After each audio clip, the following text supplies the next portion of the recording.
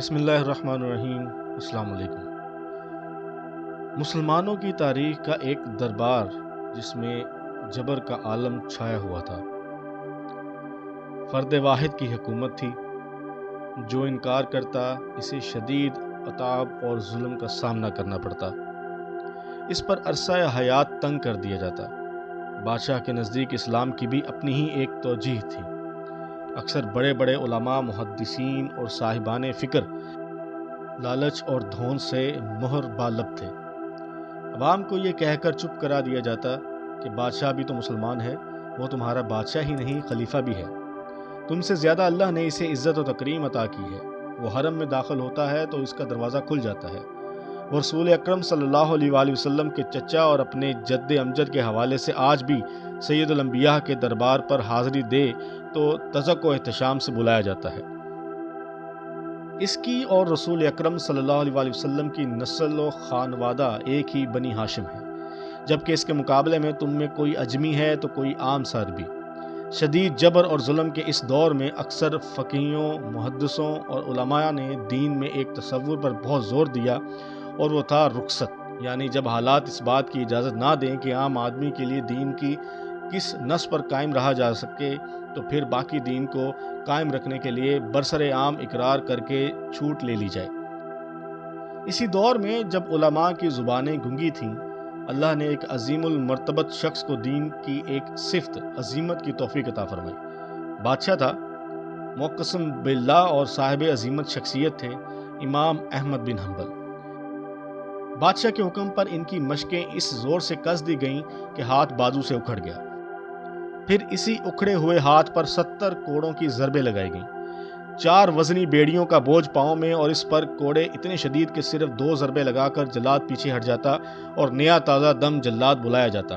اس حالت میں اس مرد حر سے کہا گیا کہ بغیر کسی مدد کے اونٹ پر سوار ہو تاکہ تمہیں طرطوس کے قید خانے لے جایا جائے۔ قید خانے کے تنگ و تاریک کمرے میں علماء کی ایک جماعت ان سے ملنے گئی اور رسول خدا صلی اللہ علیہ وسلم کی وہ حدیث سنائی جس کے مطابق جان کے خوف سے چپ رہنے کی اجازت دی گئی تھی۔ امام نے فوراً ان علماء سے سوال کیا کہ تمہارا اس حدیث مبارکہ کے بارے میں کیا خیال ہے کہ جب صحابہ نے رسول اکرم صلی اللہ علیہ وآلہ وسلم سے مظالم کی شکایت کی تو آپ صلی اللہ علیہ وآلہ وسلم نے فرمایا، تم سے پہلے ایسے لوگ بھی تھے جن کے سروں پر آرا چلایا جاتا تھا اور ان کے جسم کو لکڑی کی طرح چیر دیا جاتا تھا، مگر وہ حق سے کبھی پیچھے نہیں ہٹتے تھے۔ یہ سب علماء جو احمد بن حنبل کو سمجھانے آئے تھے اس لمحے دربار میں موجود ہوا کرتے تھے۔ جب انہیں کوڑے لگانے کا حکم صادر ہوتا، قید خانے میں انہوں نے کہا، تمہارے ساتھیوں نے تو تمہارے جیسی استقامت نہیں دکھائی، وہ تو تھوڑی سی سختی پر ہی بھاگ گئے۔ اس پر آپ کا جواب تھا، مجھ سے ساتھیوں کا گلہ نہ کرو، بلکہ اپنی دلیل کا جواز اللہ کی کتاب اور رسول صلی اللہ علیہ وسلم کی سنت سے نکال کر دکھاؤ۔ درباری علماء مایوس لوٹ گئے، جسم خون سے رنگین کر دیا گیا۔ رمضان کا مہینہ تھا، ہوش آنے پر پانی لایا گیا تو کہا، میں تو روزے سے ہوں۔ تشدد ختم ہوا، دربار سے نکلے تو ابن سمع کی امامت میں نماز ادا کی جا رہی تھی۔ صف میں کھڑے ہو گئے۔ نماز کے بعد امام نے سوال کیا، آپ کے جسم سے خون جاری ہے، طہارت کہاں سے آئی؟ جواب دیا، حضرت عمر نے تو نماز کی امامت قاتل کے حملے کے بعد خون میں لت پت صورت میں کی تھی۔ سوال کرنے والے کو اندازہ ہی نہیں تھا امام احمد بن حنبل کے خون سے مقدس خون اور کیا ہو سکتا ہے۔ ایک اور بادشاہ تھا، روشن خیال، اپنا دین وضع کرنے والا۔ اس کی ہندو عورت سے شادی کے نتیجے میں ایک بیٹا پیدا ہوا۔ عاشق مزاج، 18 بیویوں کا شوہر، انارکلی کا سلیم اور حرف عام میں جہانگیر۔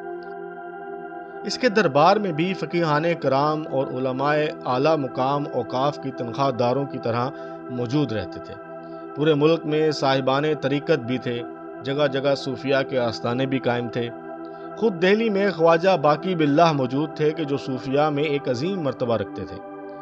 اکبر کے دین الہی کے عمل پیرا جہانگیر کے بارے میں کسی نے ان سے سوال کیا تو انہوں نے جواب میں کہا، میں تو چمکماک کا پتھر ہوں، آگ لگا دوں گا، لیکن چراغ تو شیخ احمد سرہندی ہے۔ وہ شیخ احمد سرہندی جیسے لوگ مجدد الافسانی کہتے ہیں۔ تاریخ شاہد ہے کہ عظیمت کا حوصلہ اور توفیق تو انہیں ہی حاصل ہوئی۔ یہ وہی تھے کہ جنہیں گوالیار کے قلعے کی قید و بند بھی متزلزل نہ کر سکی، جن کی گردن جہانگیر کے سامنے نہ جھک سکی۔ دربار میں کون کون موجود نہ تھا؟ شیخ وجیح گجراتی، شیخ علی متقی، شیخ جلال تھانسیری، ملا محمد جونپوری، مولانا یعقوب کشمیری، ملا عبدالحکیم سیالکوٹی، لیکن خانقاہ سے نکل کر رسم شبیری ادا کرنے کی توفیق صرف اسی صاحب عظیمت شیخ احمد سرہندی کے حصے میں آئی۔ اسلام کی تاریخ سیدنا امام حسین رضی اللہ تعالیٰ عنہ سے لے کر آج تک رخصت اور عظیمت کے کرداروں سے بھری پڑی ہے، اور تاریخ اس بات پر بھی گواہ ہے کہ اس نے زندہ صرف ایسے شخص کا ہی نام رکھا، ایسے شخص کے حوصلے کو ہی پذیرائی دی اور اسی کی عزت و تکریم سے نوازا جو عظیمت کا علمدار تھا، جبکہ اس کے برعکس ان تمام ادوار کے درباری علماء کے نام آج تاریخ کے گرد آلود تذکروں میں بھی ڈھونڈ کر نکالنے سے مشکل ملتے ہیں۔ رخصت اور عظیمت کا یہ باب مجھے اس وقت بہت یاد آتا ہے جب میں لاکھوں کے مجمع کو مسواکیں تیز کرتے، امامے اور شلواریں درست کرتے، جوک در جوک سجدہ ریز ہو کر دعائیں کرتے دیکھتا ہوں۔ یہ لوگ خواص کو اپنے درمیان پا کر بہت خوش ہوتے ہیں، اسے اپنی نصرت قرار دیتے ہیں۔ مجھے یہ سب اس وقت بھی یاد آتا ہے کہ جب میں رنگ برنگے کمکموں، سجی سجائی معطر محفلوں اور خوش الحان نعت خوانوں کے لے پر سردھنتے نوٹوں کی بارش کرتے لاکھوں کے ہجوم کو دیکھتا ہوں۔ مجھے یہ صاحبان عظیمت اس لمحے بھی یاد آتے ہیں جب سرکاری سطح پر کوئی علماء و مشائخ کی کانفرنس منعقد ہوتی ہے۔ وزارتوں، سفارتوں اور گورنریوں کے لیے بھاگتے ہوئے علماء کو دیکھ تاریخ کے یہ روشن کردار میری نظروں میں اور محترم ہو جاتے ہیں۔ امام احمد بن حنبل اکثر کہا کرتے تھے کہ اے اللہ ابن الحشیم پر رحم فرما۔ بیٹے نے پوچھا کون ہے یہ شخص؟ کہا جب مجھ پر کوڑے برسانے کے لیے رقہ کے قید خانے سے بغداد لایا جا رہا تھا تو یہ شخص راستہ روک کر میرے قریب آیا اور کہا میں ابن الحشیم ہوں، بغداد کا سب سے بڑا چور ہوں، 80 بار گرفتار ہو چکا ہوں، مجھے اتنے کوڑے لگے ہیں کہ جسم کا کوئی حصہ زخم سے خالی نہیں ہے، لیکن میں جیسے ہی قید سے چھوٹا تو سیدھا چوری کرنے نکل جاتا۔ میں چوری میں ہمیشہ ثابت قدم رہا ہوں۔ دیکھو کہیں کل روز حشر اللہ تم سے یہ سوال نہ کر لے کہ تم تو میری راہ میں ایک چور ابن الحشم سے بھی کم ثابت قدم تھے۔ کیا یہ سوال میرے آج کے علماء، فقہاء، صوفیاء اور خانقاہ نشینوں سے نہیں پوچھا جائے گا؟ کیا آج کا طاغوت جو امریکہ کی صورت ہم پر مسلط ہو چکا ہے وہ معتصم باللہ اور اکبر و جہانگیر سے بھی زیادہ محترم ہے کہ ان سب کی زبانیں گونگی ہیں؟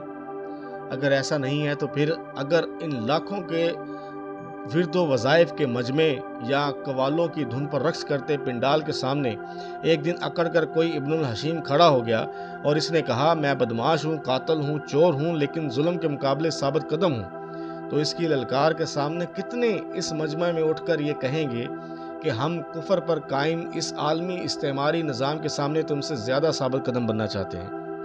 ہم اللہ کے حضور شرمندگی سے بچنا چاہتے ہیں۔ جن معاشروں میں دین کے علمبردار مصلحت کا شکار ہوں وہاں ہمیشہ آمریت رقص کرتی ہے۔